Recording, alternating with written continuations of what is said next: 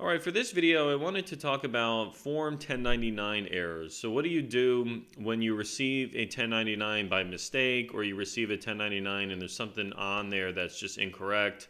What are the implications? What do you have to do next? And so we'll talk about a couple of scenarios here that I see quite often in real life.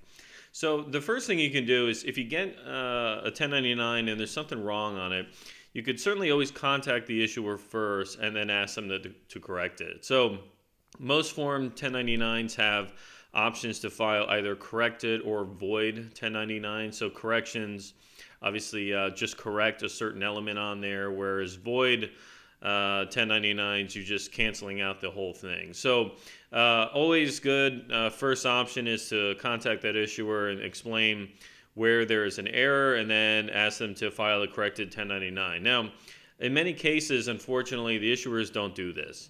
I think a lot of it is done maybe out of laziness, but it is kind of a cumbersome process to file corrected 1099s because they're not just sending you a corrected one. They have to file the corrected forms with the IRS. And so what they often use as an excuse is, well, this is the information you gave us that's on file, so we went ahead and used that. It's not our fault that it's only after the fact that you got this wrong, right? So if you provide us whatever information you provide us, we go with.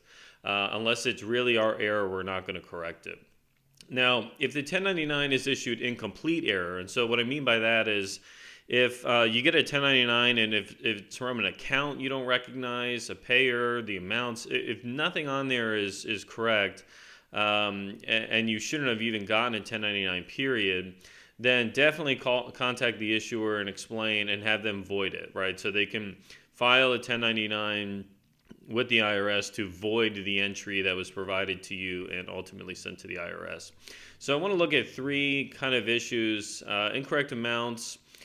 So those are the dollar amounts on the form, incorrect names or tax ID numbers, and then what do you do if you have an incorrect address? So incorrect amounts, this can happen, unfortunately. So if you do get a 1099 and you recognize the 1099, right? So if it's from a company you work with, but the amounts are just wrong, then obviously, again, first choice or first option is always reach out to the issuer and see if they can correct it, right? So if we look at John's example here, let's say that John, he's self-employed, so he's a Schedule C filer, and he gets a 1099 NAC that's non-employee comp, which shows he was paid $50,000 from this one company.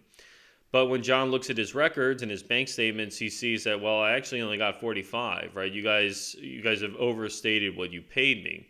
Now, if the issuer doesn't fix it, John has a couple of choices to make here, right? So, he can report what was actually received, right? And that's generally what I would recommend.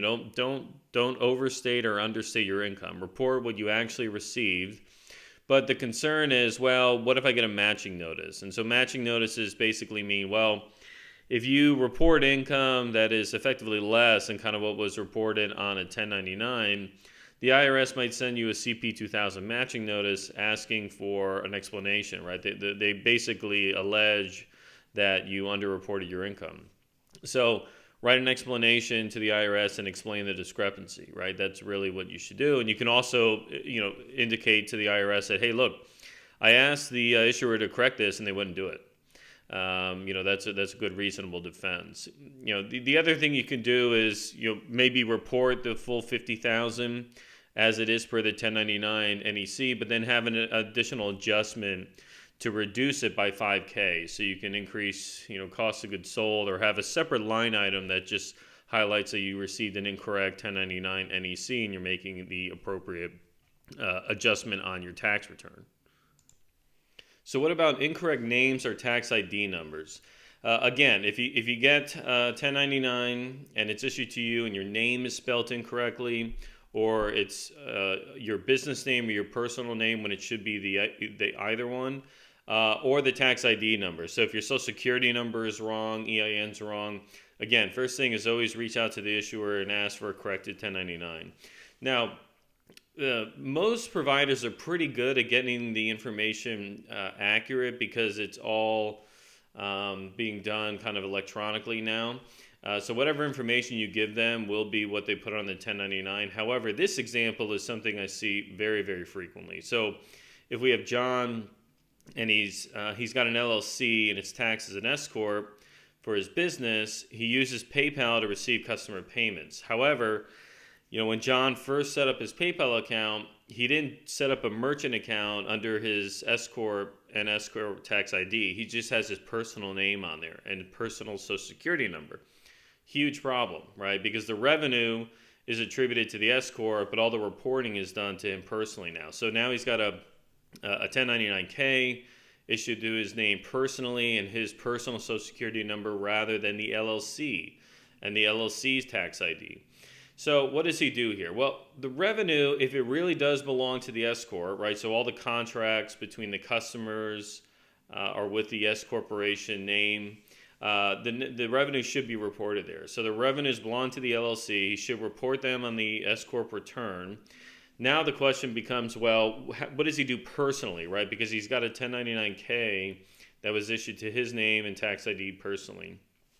If he decides to leave the gross receipts off of his tax return, right? So if he doesn't enter a Schedule C with his 1040 and report the gross receipts, that's accurate in that he's not self-employed, right? He has an S corporation, but the likelihood that he'll get a matching notice from the IRS is high, right? Because again, he'll have 1099K gross receipts reported to his personal name, and the IRS can't trace this on the return. So if you get a matching notice, then you have to reply and explain what happened. Alternatively, he can report the gross receipts on his tax return. So he could add a Schedule C, report the gross receipts, but then include an offsetting entry as another expense. So if he had, let's say, $100,000 in gross receipts, add a line item for a $100,000 expense, and so it nets out to zero. And that way, at least the item was reported, and if the IRS ever, if they ever look at it, you can explain why it is that you're shifting that income. You're not actually shifting the income.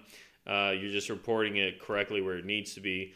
Again, though, you have to initially reach out to the payer here and ask for a corrected 1099. I think that's certainly always the first step. You should always take that action first. And then lastly, what about incorrect addresses? So this could happen too. Most of the time, all of these 1099s are issued electronically now, so you'll get it via email or download it from an online portal. Nothing actually gets mailed to you anymore, which is probably a good thing.